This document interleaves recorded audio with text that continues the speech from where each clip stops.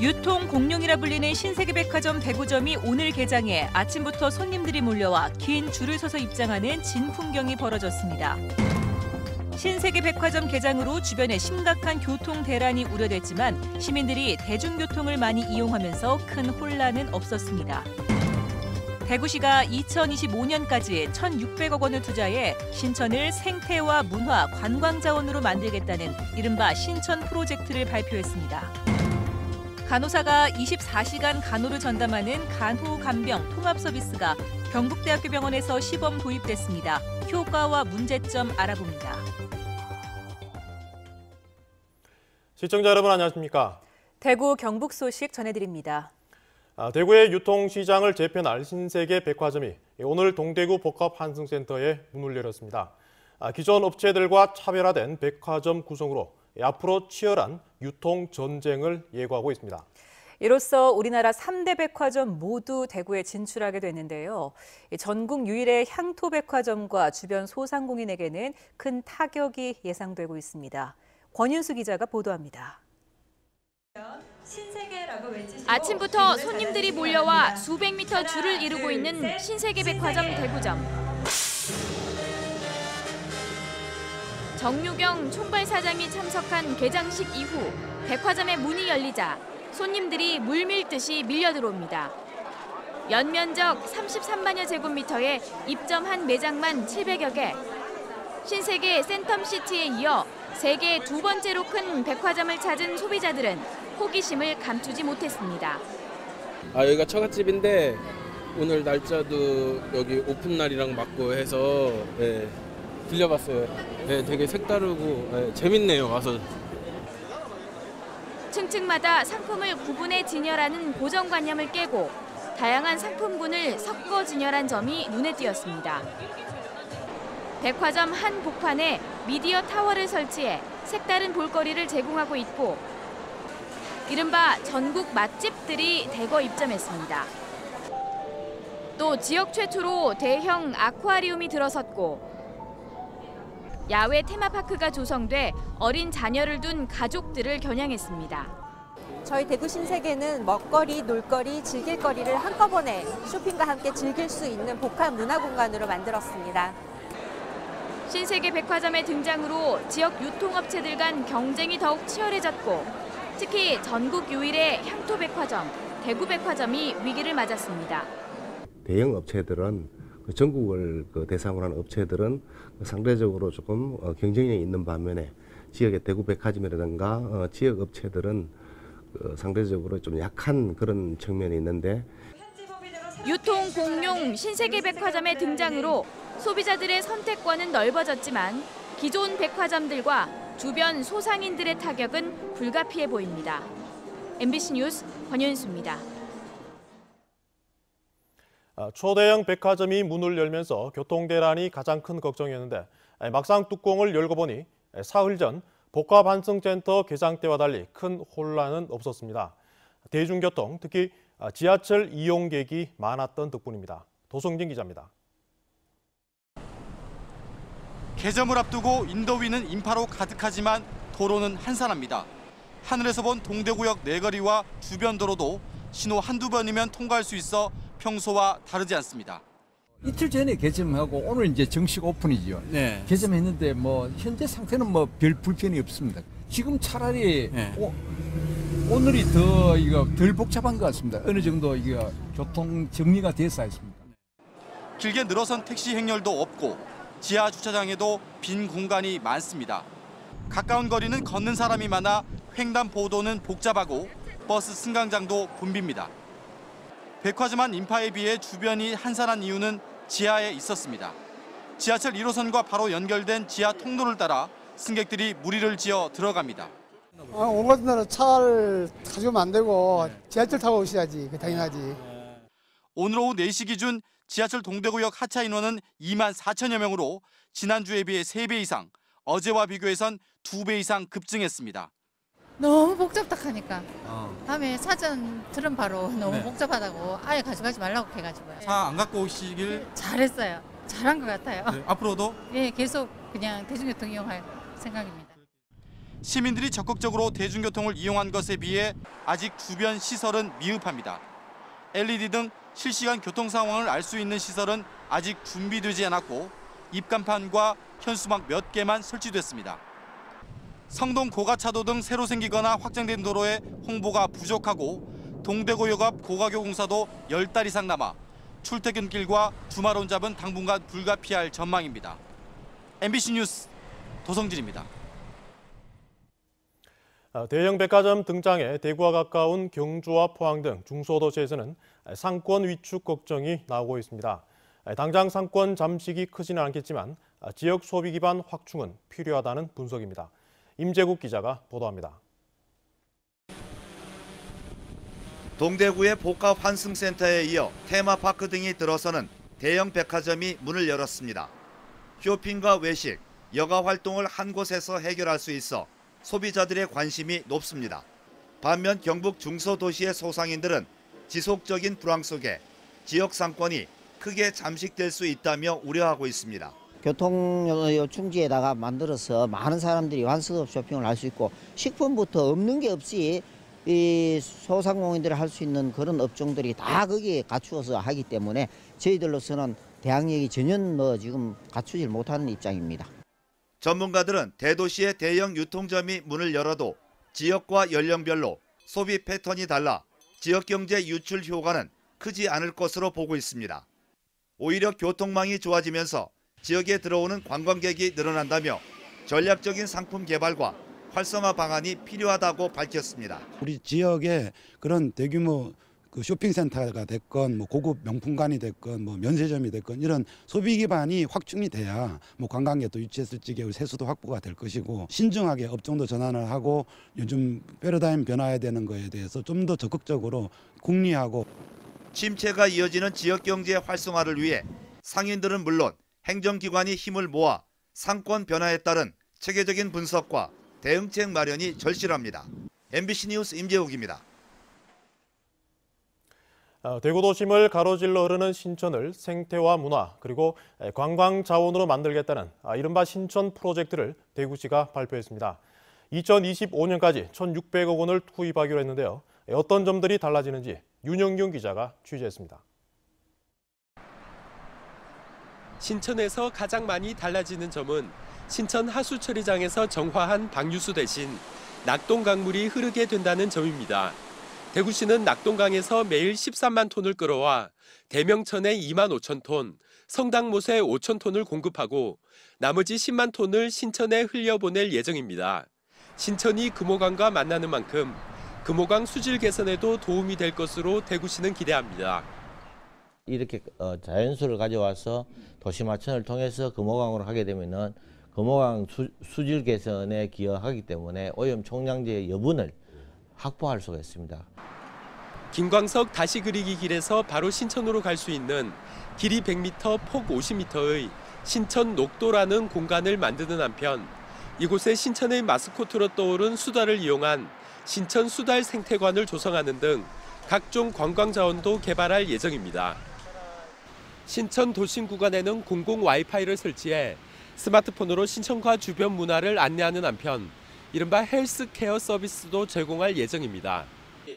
대구시는 이 계획을 토대로 내년부터 설계를 시작해 2025년까지 1,600억 원을 들여 사업을 마무리할 계획입니다. 하지만 환경단체에서는 자연하천으로 복원하는 것이 세계적인 추세인데 대구시는 시대에 역행하고 있다고 비판하고 있습니다. 근시안적으로 또다시 공원 위주의 어떤 하천 사업으로 간다는 것은 사대강 사업의 반박일 뿐이다. 저는 이렇게 봅니다. 또한 낙동강의 녹조가 해결되지 않은 상황에서 대명천과 성당못, 신천에 공급한다는 계획은 간이 정수 처리를 하더라도 한계가 있을 수밖에 없다는 지적도 나옵니다. MBC 뉴스 윤용균입니다. 간호사가 24시간 환자를 돌보는 간호-간병 통합 서비스가 상급 종합병원에 시범 도입됩니다. 간병비도 크게 줄어 중증 환자와 가족들에게 큰 도움이 될 것으로 보입니다만 기존의 간병인들은 일자리를 잃을 처지입니다. 보도에 신병철 기자입니다. 중증 질환으로 스스로 몸을 움직일 수 없어 간병이 꼭 필요한 환자들이 많은 경북대병원 호흡기 병동. 늘 환자 옆을 지켜야만 하는 보호자들로서는 간병인이 절실하지만 간병비 때문에 엄두를 내기가 힘듭니다. 잘못 썼더니 45,000원을 하더라고요. 그래서 이제 낮밤을 다 쓰면은 85,000원이라고 그러더라고요. 그래서 좀 상당히 꽤 돼가지고 너무 부담이 돼가지고. 하지만 오는 26일부터는 이런 걱정을 많이 덜게 됐습니다. 간호사가 24시간 환자 간호를 전담하고 간호조무사와 요양보호사가 보조하는 간호간병 통합 서비스가 도입되기 때문입니다. 서비스 이용 금액도 하루 2만 원으로 간병인을 쓸 때 비용의 4분의 1 수준입니다. 보호자의 간병은 허용되지 않고 의료진의 판단에 따라 일시적인 상주만 가능해 지난해 메르스 사태 때처럼 환자 보호자에 의한 병원균 외부 전파도 막을 수 있습니다. 이제 감염 관리라든가 이런 부분들이 이제 철저하게 지켜서 이제 간호를 함으로써 전파력을 이제 많이 막을 수가 있습니다. 경북대병원은 호흡기 병동의 간호 인력을 기존 18명에서 38명으로 늘리고 건강보험공단으로부터 간호간병 통합관리료를 지원받지만 병원 경영에는 부담이 큽니다.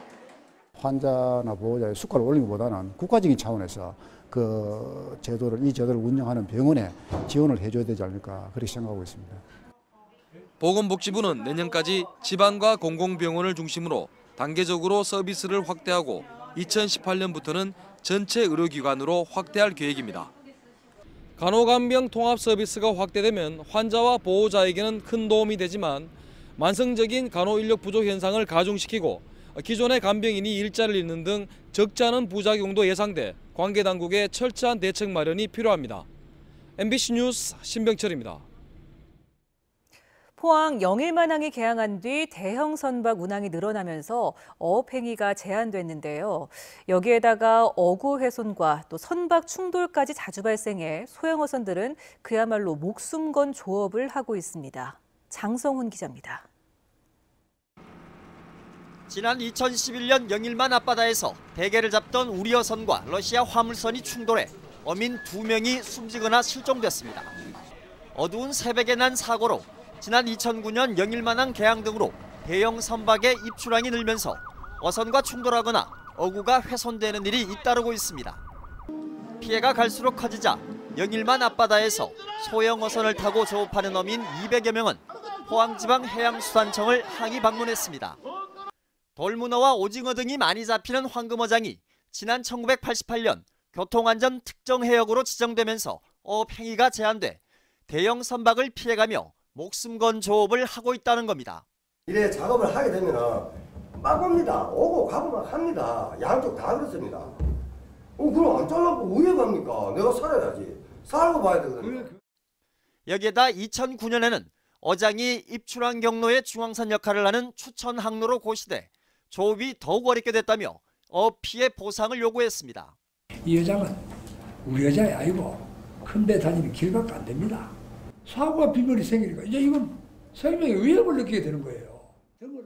포항지방해양수산청은 해상교통안전을 위한 조치로 인해 어업권이 부분적으로 제한된 건 맞지만 금지된 건 아니라며 유사한 피해 보상 사례는 없지만 대책을 검토해보겠다고 밝혔습니다. 저희 전국에 5개 특정 해역 사례를 다 조사를 했습니다만 사례가 없어서 이런 부분에 대한 어떤 요구나 이런 부분은 의견을 수렴해서 좀 검토가 필요할 것 같고요. 어민들의 어업권도 보장하고 해상 안전도 지킬 수 있는 행정의 적극적인 해법 찾기가 필요해 보입니다. MBC 뉴스 장성훈입니다. 경주에서 지난 12일에 이어 어제 또 규모 3.3의 지진이 잇따라 발생한 것을 비롯해 경주에서는 이달 들어 불과 보름 만에 규모 2.0 이상의 지진이 7차례나 발생해 여진이 다시 증가 추세를 보이고 있습니다. 특히 지금까지 549차례의 여진이 이어지면서 학계에서는 진앙지 주변의 큰 단층이 활성화될 가능성도 제기하고 있어 경주에서 강진이 다시 발생하지 않을까 하는 우려가 커지고 있습니다. 오늘 영주에서는 문화재 시굴 현장에서 흙더미가 무너져 2명이 숨지고 1명이 다쳤습니다. 어제 내린 눈비로 얼었던 집안이 녹으면서 무너진 것으로 추정되고 있습니다. 엄지연 기자가 보도합니다. 3m 높이의 둑 아래 기다란 구덩이 위로 주인 잃은 호미들이 나뒹굴고 있습니다. 오늘 오후 2시 20분쯤 경북 영주시 수도리에서 문화재 시굴 작업을 하던 인부 72살 남모 씨 등 3명의 머리 위로 수십 톤의 흙이 덮쳤습니다. 깊이 2m, 폭 1m의 구덩이 안에서 쪼그리고 작업을 하던 남 씨 등 2명은 흙에 파묻혀 현장에서 숨졌고 다른 1명은 부상을 입었습니다. 발굴 현장 옆에 있는 하천 제방이 쓸려 내려오면서 흙더미가 인부들을 덮친 겁니다.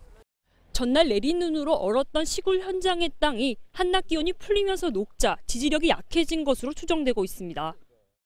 물기가 스며들어 무거워진 흙이 갑자기 쏟아지자 인부들은 빠져나올 수 없었습니다. 설막을 뛰면 박쥐 확 내려와 버렸어요. 물이 양짝에. 가슴이 답답해가지고 꽉 쪼으더라고요. 흙이요. 사고 지점은 제방 확장 공사를 앞두고 땅속에 묻혀 있을 문화재를 확인하기 위한 지표조사 현장으로 조사 첫날 사고가 난 겁니다. 작업자들은 안전모 등 안전장구를 갖추지 않았던 것으로 확인됐습니다. 하천 재해위험지구 사업을 하기 위해서 사전에 무선마을 문화재 보호 지역이기 때문에 문화재 시굴 작업 중에 발생된 사고입니다. 경찰은 현장 감독과 관리 책임이 있는 세종문화재연구원 관계자를 불러 업무상 과실 여부를 조사하고 있습니다. MBC 뉴스 엄지연입니다.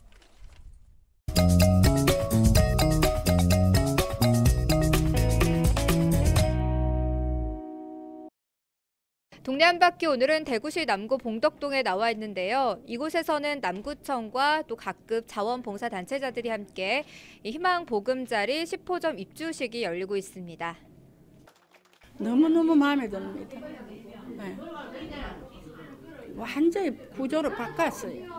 저 과장님. 너무 고맙고 반갑고. 항상 여기서 안 되는 집이라고 생각했는데 마지막에 잘 되는 모습을 보고 하니까는 저희도 뿌듯하고 즐거웠고 좋았습니다. 그래서 여기 계시는 분들이 행복하게 잘 살다가 나가셨으면 하는 바람입니다. 희망 보금자리 사업은 누군가 기탁한 오래된 빈집을 여러 자원봉사 단체자들이 함께 세 단장에 집이 필요한 이웃에게 제공하는 사업으로 남구청에서는 지난 2013년 1호점을 시작으로 오늘 10호점까지 입주하게 됐습니다. 의성군 의병기념관이 오늘 의성군 점곡면 사촌마을에서 문을 열었습니다. 의성에서는 1896년 사촌마을 출신의 김상종을 의병장으로 유림중신의 의병부대가 창설돼 일본군에 맞서 2달간 항전을 이어갔습니다.